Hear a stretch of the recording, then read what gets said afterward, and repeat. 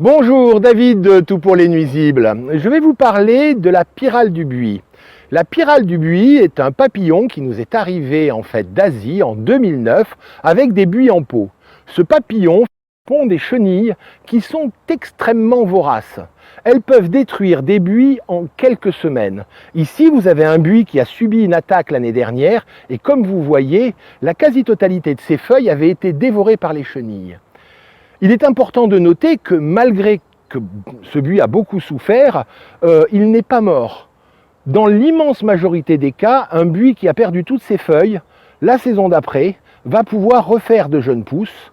Donc on ne se désespère pas suite à une attaque, on nettoie le buis, on enlève le maximum de feuilles pour laisser le soleil pénétrer à l'intérieur du buis et favoriser la repousse de ces jeunes feuilles.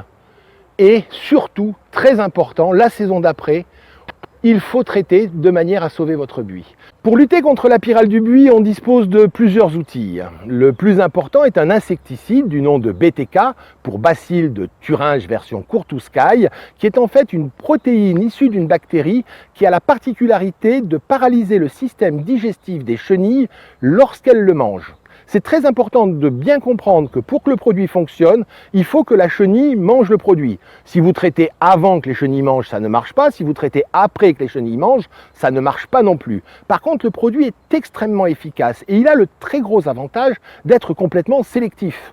Dans un buis, il n'y a que les chenilles de la pyrale qui mangent les feuilles. Si vous traitez un buis, vous ne tuerez que les chenilles de la pyrale puisque rien d'autre mange les feuilles du buis. Il faut traiter. Et là, c'est une particularité de la pyrale, 3 fois par an. Pourquoi? La pyrale fait 3 générations. Donc, chenille, papillon, chenille, papillon, chenille. 3 générations chaque année. Si vous voulez réussir votre traitement, il faudra traiter à chaque génération. À peu près, les générations, c'est avril, juin, août. Ça peut varier en fonction de la chaleur. Les chenilles n'ont pas de calendrier. Pour elles, ce qui compte, c'est leur stade de développement et la température. Aujourd'hui, lorsque je fais cette vidéo, nous sommes début avril et je vais traiter alors que on sent que, pour l'avoir constaté sur d'autres sites, les chenilles sont en phase de réapparaître. Le produit reste actif à peu près, si vous l'utilisez avec un adhésif, je vous expliquerai après ce que c'est, entre 8 et 10 jours sur le végétal. Le produit, pour être efficace, doit être correctement dosé. En fait, et c'est là que c'est un peu délicat, il faut que la chenille consomme une quantité proportionnelle à son poids.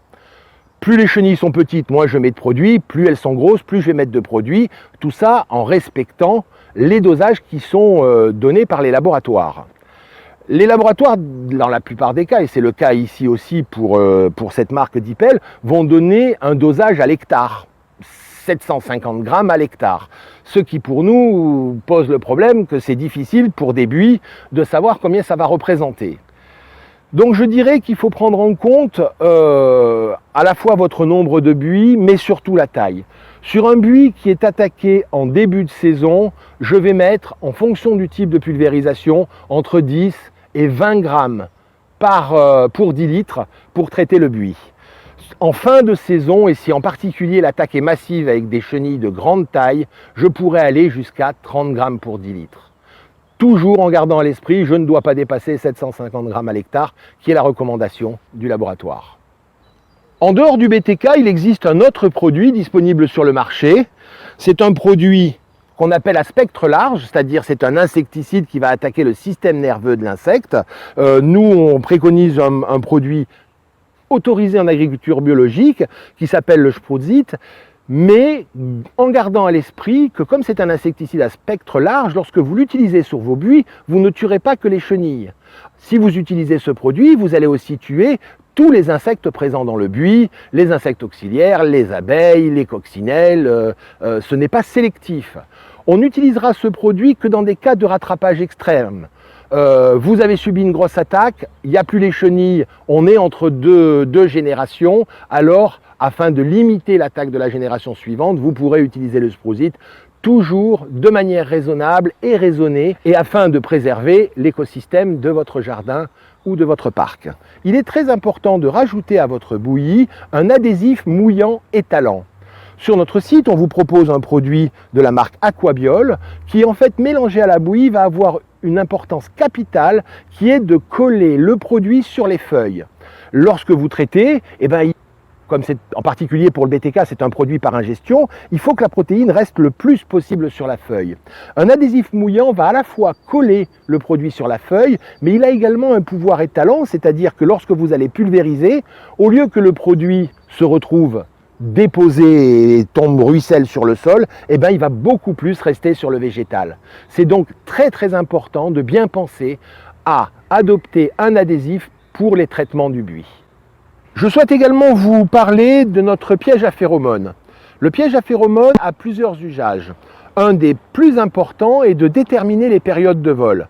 Grâce à ce piège que vous allez installer à mi-hauteur dans des buis, sur un buis de cette taille-là, je l'installerai à peu près dans cette zone. La phéromone va attirer les papillons mâles.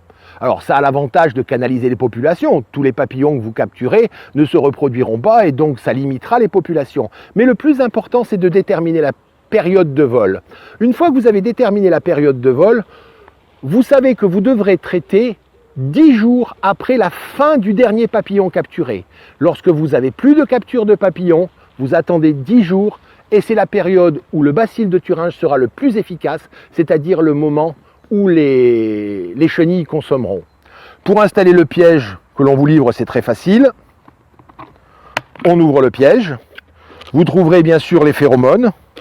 Vous trouverez un petit sac contenant un petit panier, un capuchon et une ficelle.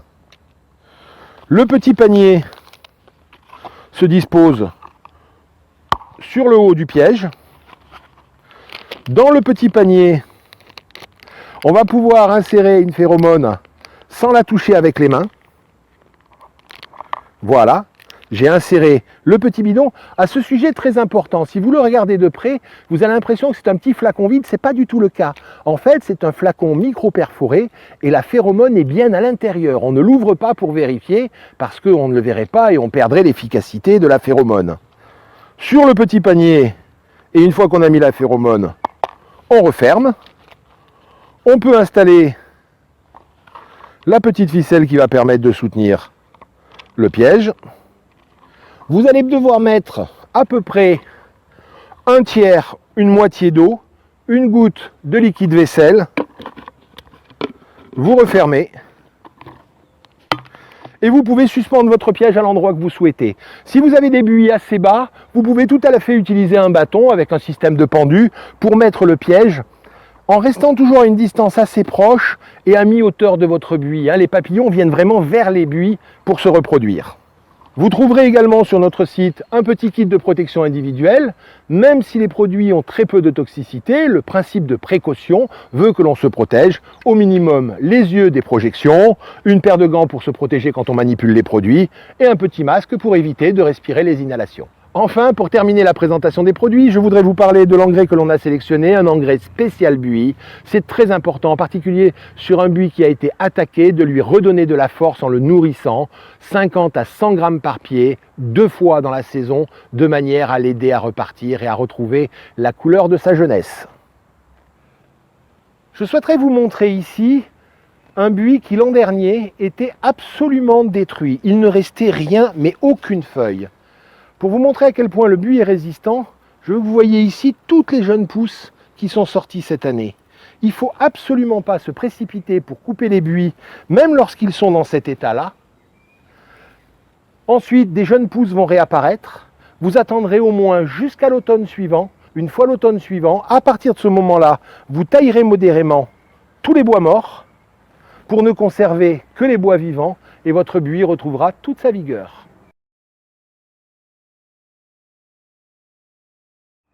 Enfin, pour conclure, je veux vous montrer ici un buis qui a été traité 3 fois l'année dernière. Comme vous pouvez le voir, alors qu'il avait eu une attaque en tout début d'année dernière, on a encore quelques points qui ont été touchés, mais l'ensemble du buis a été préservé. Le traitement au BTK est réellement efficace si vous faites le traitement au moment où les chenilles consomment. Voilà, j'espère avoir pu vous aider avec toutes ces explications. En cas de doute, n'hésitez pas à consulter notre site internet, Tout pour les nuisibles, ou aller sur notre page Facebook, ou bien aller sur notre chaîne YouTube. Et dans l'attente, je suis David de Tout pour les nuisibles, et les chenilles, on les aura jusqu'à la dernière.